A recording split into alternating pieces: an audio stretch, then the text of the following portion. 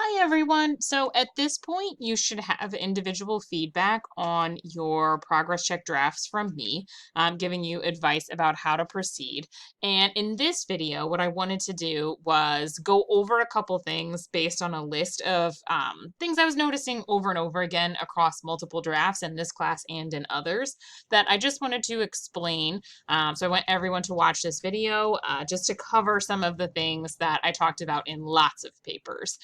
Because in this, I will also do some practical demonstrations. So if I put something in your comments and you're like, I'm not exactly sure how to do that or what that is, I'm going to attempt to address that in this video. So I'm going to use this sample paper, the sample student paper, which again, if you have not read this paper and use this paper as a model, I highly suggest you do. It has an excellent breakdown of the different subheadings that you can use. You can even use these same subheadings in your paper to make sure that you're incorporating the evaluative things you need to from your planners. And a really important part of it is that it has this wonderful thesis statement example. In this case, it's like, it's kind of right here. She has like a little mini paragraph that's her thesis at the end of her introduction after her longer summary. And this shows the kind of thesis statement, the language you want to use in your thesis statement, where you're really answering the question, is Belkin's article effective or not? Obviously, this example is talking about Lang because this person read a different article than we did, but we read Belkin's article. And so the question you want to answer in your critical evaluation essay is, was the article effective and well written based on all of the things that you went through and looked at as you were analyzing it in the stages of the planner? So I think this is a really helpful model. If you haven't read it yet, you definitely should. It is located, if you would like to look at it again, I can give you a quick reminder. It is located in our course. And this is in this, the table of contents, the Unit 4 Critical Evaluation Writing folder, the Unit 4 Learning Materials. The very first link is an article called What is a Critical Evaluation Essay? And this kind of breaks down exactly what it should include. But you can also, if you can't see it because that's teeny tiny, you can download, just as I did, the sample critical evaluation essay with comments and read it, which I highly recommend if you haven't already. And even if you have, maybe now that you've written the draft, go back and read it and see if there's anything that you could maybe edit to make sure that you are staying on track and evaluating what the author of Belkin's article has, what the author Belkin has to say in his article. Okay, so the things that I want to show you that I've just been noticing that I commented on a lot in drafts, I have actually highlighted a lot of them in yellow. So the first thing that I want to talk about, I highlighted this sentence in yellow to show you an example of a block quote. So a lot of you, I might have mentioned, this should be an APA block format. So this is what block format looks like. This person who wrote this paper actually didn't need to use block quote. So you can see I've added a little bit of extra random words, because block quotation is for when you're incorporating a quote that's 40 words or longer. So if you're quoting something from Belkin's article or from your counter argument article that you found on the database, and the quote that you're including is more than 40 words, you should format it in block quote format. And the way that you do that is you set it up, you put a colon, and then this little section right here is all the words as they appear. You'll notice that you don't use quotation marks, but that's because it's indented. To get that special indent, you can choose right up here, the indentation option. You can increase indent right here. And you can see that I have the words as they appear in the article, and then I go back over all the way to the left margin and continue my thought when I'm done with the quote. In block quotation, for no discernible reason, this is the only time the period goes before the parenthetical citation, and there's no period after. If you forget that, it's fine, because it's kind of a dumb little APA rule. But what I do want you to understand is that if you are incorporating quotes that are 40 words or more, and you can always just do like a quick count, to give you an idea. And actually, you can see down at the bottom that the section I've highlighted is 43 words, and that's what tells me this needs to be in block quote. If you forget, or you're the kind of person who wants to look at something visually, you can Google APA 7 block quote formatting and find a million examples online. And you can follow those visually if you prefer something written as opposed to what I'm doing right now with the showing. Okay, so that's one thing I wanted to go over. The next thing that I highlighted here, for a lot of you, I mentioned set up your quotes. And I may have said set up your quotes with attributive tags. I may have said set up your quotes with signal phrases. What I'm asking for is that you not do this.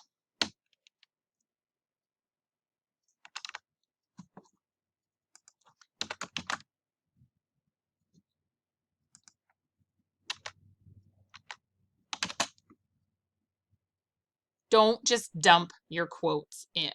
Don't put entire sentences from the original article straight into your paper without any kind of setup. You want to start by saying something like Lang expects. In your case, Belkin explains. This is particularly helpful if you're quoting something that's actually coming from the article, but it's not from the person, like Belkin is quoting somebody else who said it. You could say something like, let's say Johnson said it. You would say, Johnson expects it his experience, and then you would say, as cited in. And in our case, it would be Belkin. In her case, it's Lang. But basically, when you are including these sentences, you want to make sure that you are actually setting up your quotes instead of just dumping in entire sentences from other people. So if you got a feedback comment that said set up your quotes, this is what I mean. If you want some further advice on doing that and constructing really strong paragraphs that always have a setup and then like claim, a setup, evidence, and tie-in, you can follow those CSET paragraphs and resources I was mentioning before. I can show you exactly where they are, and they're really helpful in showing examples of how to set up your evidence. It's a formula for creating a strong paragraph with evidence that you can follow. And the information on that is going to be in our table of contents. It's going to be in the English modules. This ever loads. The English Common modules, there's an entire section on what says CSET resources. And if you want to just look up setup strategies, this is all about setting up your quotes and writing attributive tags. It's about blending source material. And so here are some examples of ways that you can do that. So if you got any comment like that, I highly recommend you read this article, Table of Contents, English Common Modules, CSET Resources, Setup Strategies. Okay, let's see what else I have listed in this sample I've highlighted.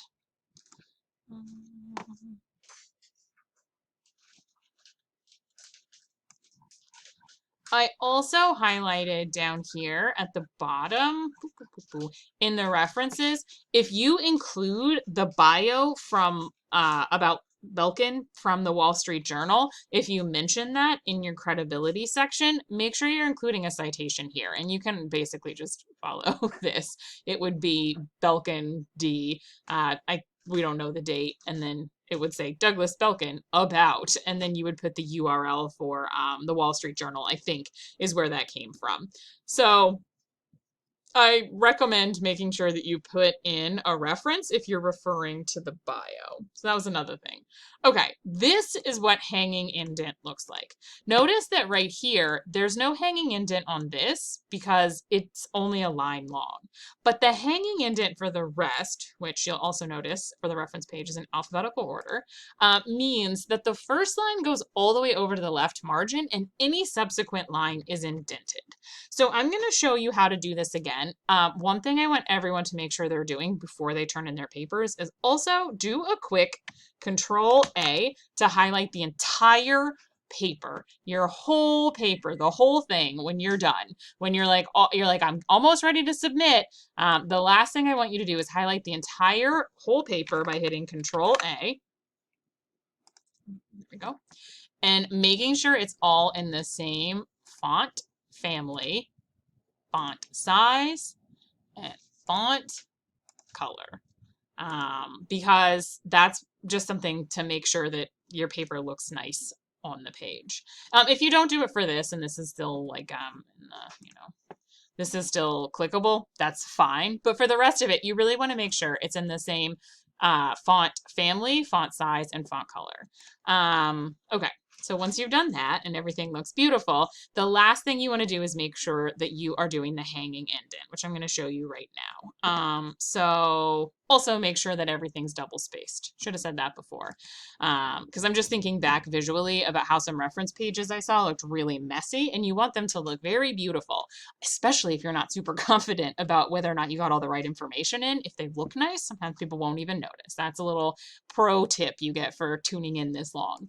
So to do a hanging indent, you would highlight your references and you would go up here to the paragraph section and you would make sure the line spacing is on double, and you would choose from the special menu, the drop down menu, hanging.